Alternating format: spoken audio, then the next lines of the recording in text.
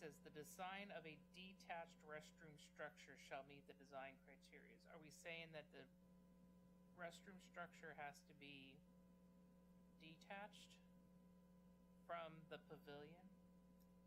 Or could it not be part of the pavilion or The way it's written, it could be part of the pavilion, but if they wanted to separate it, as in it's a detached restroom structure, they need to meet the design elements of subsection 4.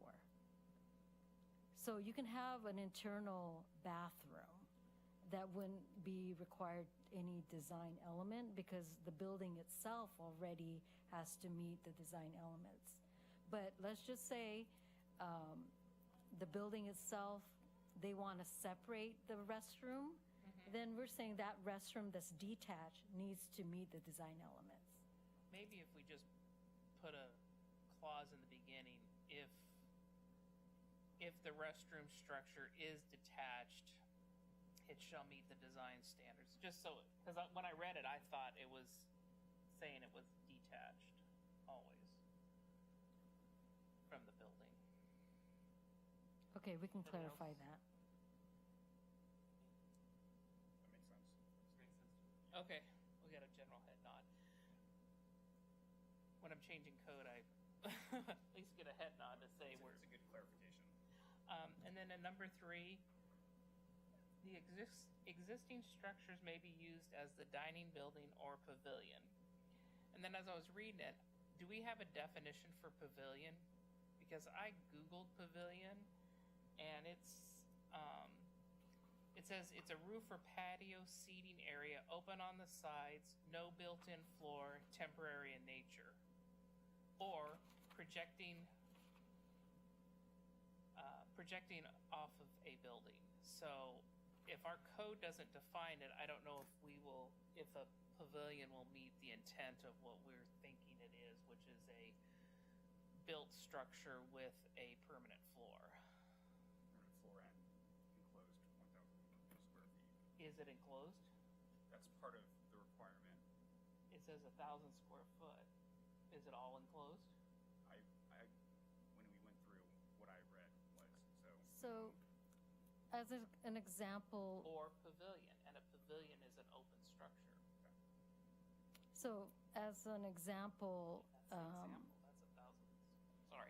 that is, I would consider that as a pavilion because it's an existing building and they just added that rooftop, that pavilion.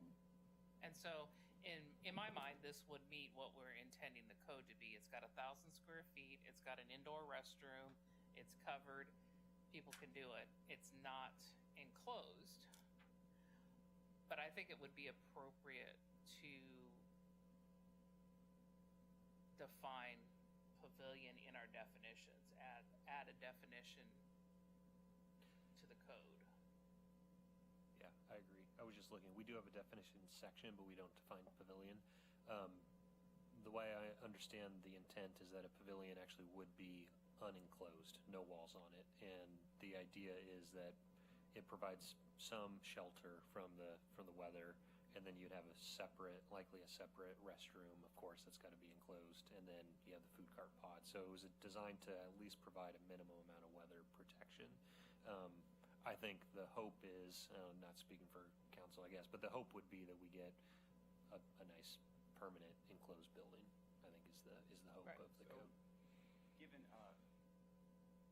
under the understanding that you just outlined, there potentially would, if there were 1,000 square foot pavilion, then there would be no enclosed, potentially could have no enclosed space. Right? Correct, with the exception of the restroom. Okay. Yep. Mhm. Yep. And that would be like detached. Could be a detached.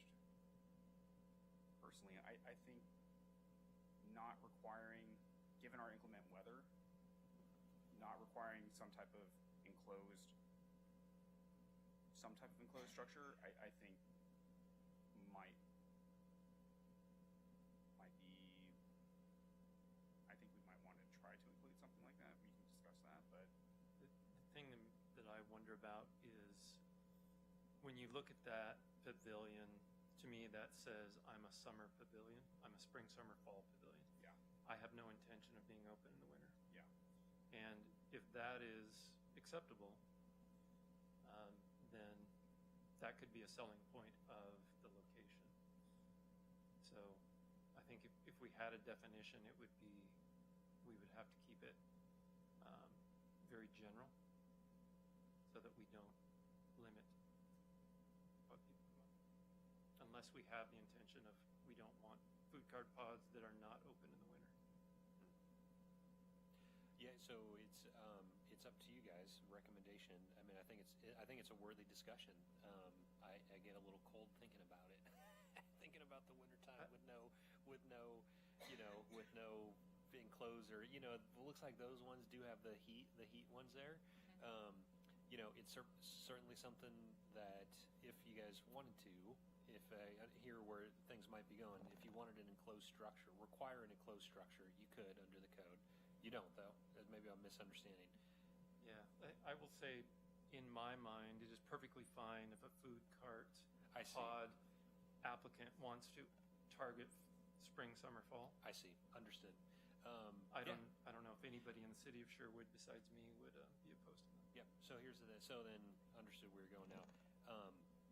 When this comes in for site plan or conditional use, I mean, a developer may not like it because it doesn't provide them a lot of certainty, but I think under the conditional use criteria, you could require it to be enclosed at that time if you wanted to.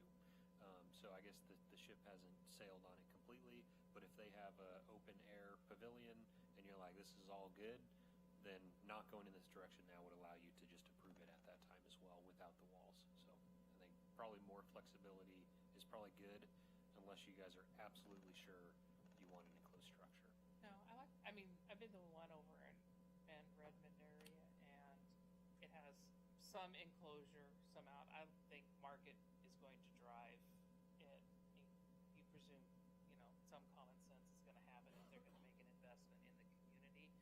My concern was we didn't define pavilion, and when I was like, oh, I just Googled it, and it was like, in one of the definitions, an awning. Yeah, I think we don't intend the pavilion to be an awning. Yeah. We intend it to be a permanent structure with a finished floor, Yep. open air or not, Yeah. on the sides. And I think it's a great recommended change before we send that to council. Okay. Well, I got one great recommendation. Thanks, Gene. Okay. On page 21E, the engineering department just asked if we needed to have screening shall be provided through a continuous site obscuring fence. They just asked if I'm just reading what the engineering said. A minimum height when we're abutting a residential. Do we need to put that in the code, or is that already existing in the code? It's already existing in the code. Perfect, thank you. And then on to Commissioner Kai's comment on page 22, required vehicular and bicycle parking. Minimum of 2 vehicle spaces not within the CFEC area, but only a half a bicycle parking space per food cart. I guess I envision this being a destination place for people in the local community and wanting to provide 2 bicycle spaces per pod, or per food cart also. I don't know if that's onerous, but I don't know what the rest of the other commissioners think about. You're wondering about having additional, Instead of having a half a bicycle parking space per cart, that means we would have 2.5. Round up to 3 per pod, or at a minimum. Versus at least 1 per cart or 2 per cart. Unless staff has a particular reason or why or how they came up with the half bike parking per food cart pod, I think 2 makes sense. So I do want to make a note under 3, for every 5 food carts, there needs to be 1 long-term bicycle parking that's weather protected. But I think that's just 0.05 is the typical requirement. So you, as a commission, can definitely increase that. I don't know where the 0.5 came from. I think 1 is acceptable and not too onerous. 2 seems a little much, but up to you. This is where it's a policy decision by you guys. We would count 2 bicycle parking stalls for each rack, if you will. There's 1 on each side. So if you have 5 food cart stalls, then you would need, I guess it would really be 3, because you can't do a half. So you'd have 3 of those. If you had 5, you'd have 3 bike racks. If you had 10 food cart units, then you'd have 5 racks. So I don't think it's onerous to have 1. When you have, if you have 2, then it's basically 1 of those racks for every food cart pod. So if you had 10 food cart units, you'd have 10 racks, which seems a little high based on my just intuition. But so I think bumping it up to 1 is completely justifiable. Okay, thank Up to you guys. What do you? I don't have an opinion on that, so I'm fine. Okay. I think 1 sounds good. I think half is an interesting number, but anything over 1 would be excessive. Just kind of looking around the community, who's biking, where they're going. A lot of it will be dependent upon where these pods end up and who's biking where. So I think that 1 is probably a good place to fall. Got it. And not you on 1. I'm fine with 1. All right.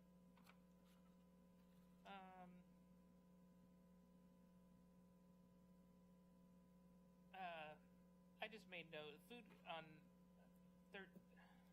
page 22, 1639-040A5. Food carts and on-site structures, i.e., restrooms and why didn't?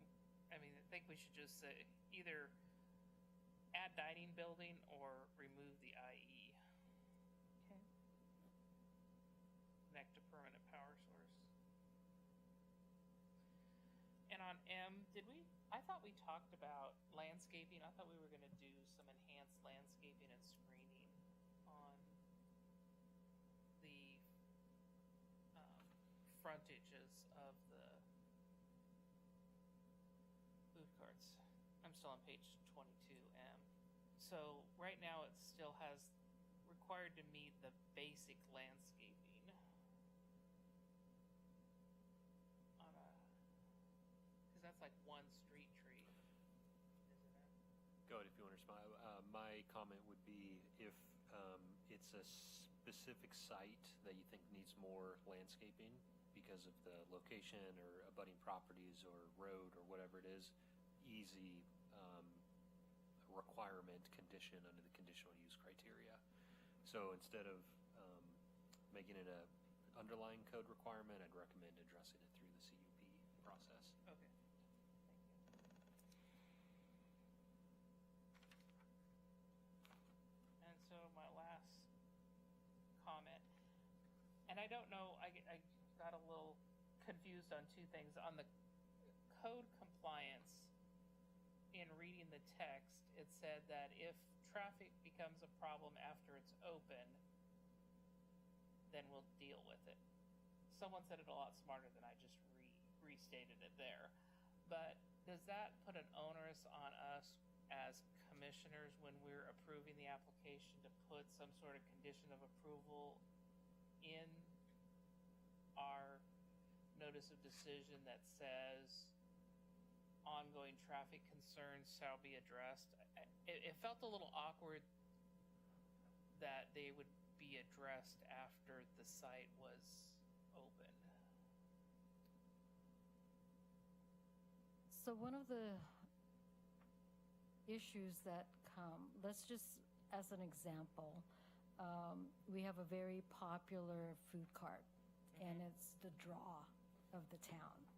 Right, and we won't know until they actually lease a space in this pod. And so, since they were required to go through a land use review and typically they would have some type of traffic analysis that comes with that review.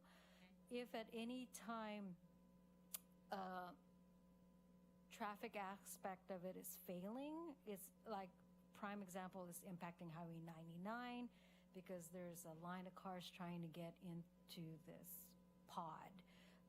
We have compliance authority to come in and talk to the management in regards to that the on-site circulation isn't working and also it's impacting Highway 99, and we need this evaluated on how else can we resolve it so that it doesn't continue on.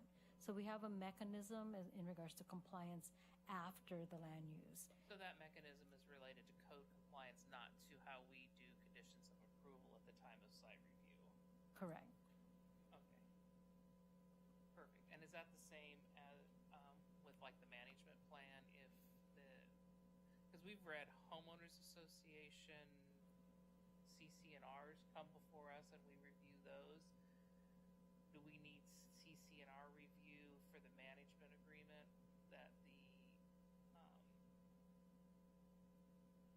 I don't think we need it, but that's an interesting thought. I haven't thought about that. I think we would just deal with it through the management. Like, so that code section is complaint based. We get a complaint, we would send Dan Miller out, our code compliance officer, do an inspection, and if there's a violation, we would notify them, hey, you guys got a violation, and have them address it. I think having CC&Rs would maybe provide a little bit more protection against a complaint or an issue in the first place. So I don't think it would be, I think it would be in your discretion to require that either as part of the code or as part of a conditional use permit.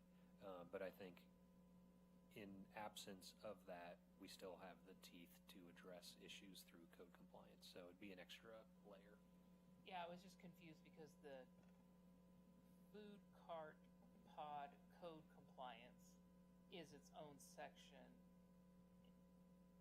versus our regular code compliance just goes through the regular. It seems it seemed like we were putting something in the middle here that's different than how we deal with other code compliance, and I just want to make sure we're either adding to it because we're bringing benefit to it, or we just need to allow it to fall through the regular code compliance and then maybe bring in review of a management agreement as part of the site plan or the conditional use process like we do CC&Rs. Yeah. My hunch is that this came in from some, so when we were drafting this code, we looked at a lot of other cities that already had food carts and pulled from their code. And so my hunch is that another city adopted this, and we as staff thought, hey, probably a good idea, let's include it. The way that we do code compliance is, we need to be able to point to a code section that's in violation, right? And say, here's your violation, here's what you need to do to fix it. Or if it's, in some cases, there's a condition of approval or some findings related to a decision that we made that's either went beyond the code or reinforced the code in a different way, and we put that in the decision for that development. And we can also go back to that approval and say, hey, you're not in compliance with this approval. So it'd probably be the same thing. We can point to a section to me, this is giving us it's shining a light on it a little bit and saying, hey, we are going to address issues if they arise, and we have the authority through code compliance. And I think it gets to the nature of food cart pods, that they are outdoor, that there's a lot of different business owners in one spot, they're a little bit more visible. I think that's why it was in there. It's not just a traditional brick and mortar retail where you have specific issues, and there's just more that's likely to come out of a food cart pod, and that's intended to give us a little bit more ability to address it. And answer your question? Yeah, you may or may not have heard that sometimes we have conflicting sections in our code. Sure. And what I didn't want to do was add to a conflict if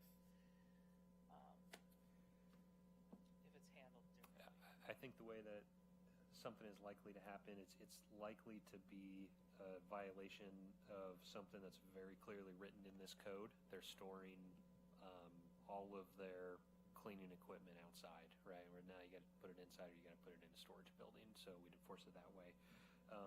Really, I think it's the excessive noise or traffic, and that we'd probably get to. So if they're doing music, outdoors late at night, we didn't address it through a condition of approval, we have the authority to go and do that. Plus, they might need other permit from the city for a noise variance as well. So, Okay. but I don't think it's in conflict with other code sections. Okay, that was my concern, is we've got a code compliance process already, and then we're adding a food cart code compliance. Yeah, and that's okay, because some sections don't have any. It doesn't say like we will enforce the code. It's just like it's the code, and if you violate it, we can enforce it. Okay. I had,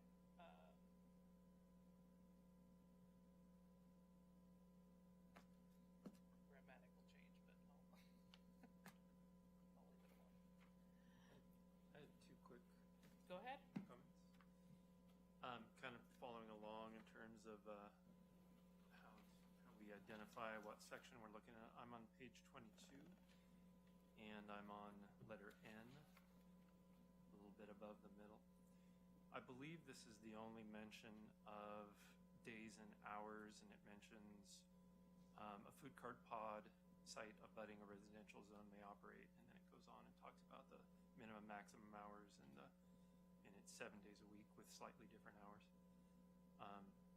And so the thing that caught my eye was, what exactly does abutting a residential zone mean? To me, that means it's literally touching it or goes up next to it. So if it's close to but not abutting, there is no mention, I don't believe, anywhere else of hours or days.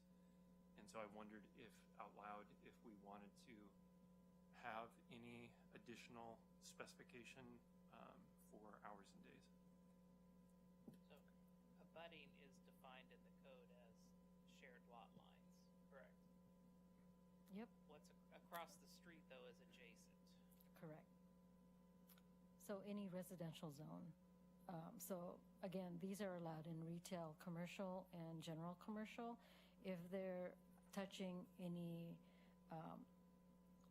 anything that starts with an R, residential, then all of these hours would be implemented. I don't believe staff placed hours where, let's just say they're along Pacific Highway and everything is general commercial around them. We didn't require any restrictions in regards to the hours. We depend on the food cart pod management in regards to regulating the hours that they want to serve the community. Right, but retail commercial across from residential is adjacent if it's across the street, and that could be. I think that I think that even though we're explicit in what that says under subsection N, you could go beyond that anyways with the conditional use criteria. And so what you guys are not seeing here for our new commissioners, because they have to get a conditional use permit, there's other existing code that they're also going to have to comply with. And that is going to say, basically, we can impose conditions to do, including limiting operating hours based on, and it's much more general, based on the best interests of the city, the whole city. So through the CUP permit that they need to get, if you guys were like, hey, this property 2 or 3 down, we have whatever, you guys could address operating hours that way. And that's what that last sentence clarifies through the hearings process. Hearing authority may further. Yeah, I mean, I think this code section was really wanted to zero in on residential uses and immediately surrounding residential uses. I guess my point is we can go beyond that pretty clearly if we wanted to. In the actual development code, or do you mean? Yeah, it's under, and we could also, I mean, just to be consistent, we could also change this to say, hearing authority may further limit hours of operation to ensure compatibility with surrounding land uses. That's better. And so you're talking about all surrounding is very general, and then all land uses basically, including commercial, industrial. So As opposed to with in- abutting residential use. Yes. yes, so you say that sounds to ensure compatibility with surround- surrounding land uses, and that kind of leaves it wide open. Yeah. Because it could be institutional public.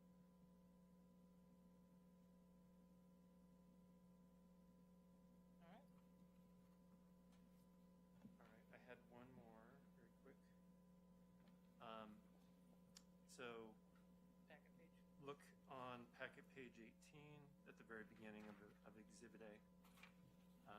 The very first heading or letter A, it makes mention of, as defined below, a minimum of 5 food carts are required in a food cart pod, and that makes perfect sense. And then if you go down just below into the definitions, on C2, mobile food unit site, food cart pod, a site that consists of 5 or more mobile food units anchored by a permanent covered. And so very clear that it's 5 food carts minimum for a pod. When I was first reading this, I was defining this in my head as operation, not application. So if I am a food cart pod applicant, I've been approved, and I only have 4 operating food carts I can't open. So if everyone else, so to speak, finds that this is clear, I'm fine with it. That's just how I was reading it. And so I was imagining perhaps an applicant would also read it that way. When I talked to Senior Planner Joy, she made it clear you can operate with 1, 2, 3, 4, just fine. It's in the application. You need to plan for 5. Yes, I think that's right. Yep. Yeah. So that's really a comment for the planning commissioners if that seems confusing. Yeah, and I just, for clarity, transparency, I think in order to achieve the council goals, which is to have a pod with 5, we wouldn't, if they plan for 5, they're getting up to speed, right? They're finding tenants, no problem. If a year or 2 years goes by and there's just one pod sitting on there, or one cart sitting on there, we'll probably need to have a discussion about, getting up to the intent of the code. So I think yes, but we'd want them to get there as well. We don't want it to be a workaround, basically. I don't think that's likely to be an issue based on it's not going to pencil. Right. Their So motivation is to have. they're not going to be able to pay for a permanent restroom in a pavilion. It's not going to pencil. So I think they're going to have to get there anyways, or they're going to have another issue.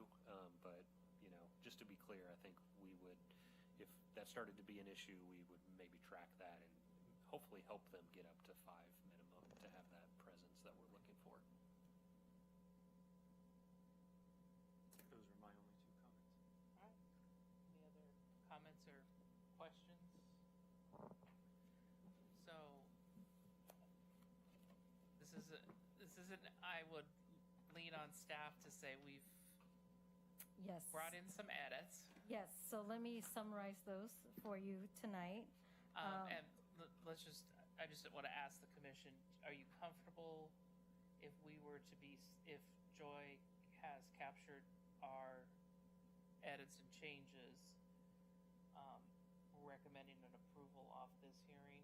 Or would you want to have it come back edited and have a second? I'd be comfortable moving forward. I'm comfortable with this current hearing. I am too. So we will, as the person making the motion. Okay. All right. So let me reiterate as far as the changes outside of the findings for Goal 1 and also Goal 6. We're going to update those findings as requested by Jean. In regards to the various... And the review criteria on the text amendment on packet page 11. Yes, my apologies, I missed Yes. that. Okay, let me just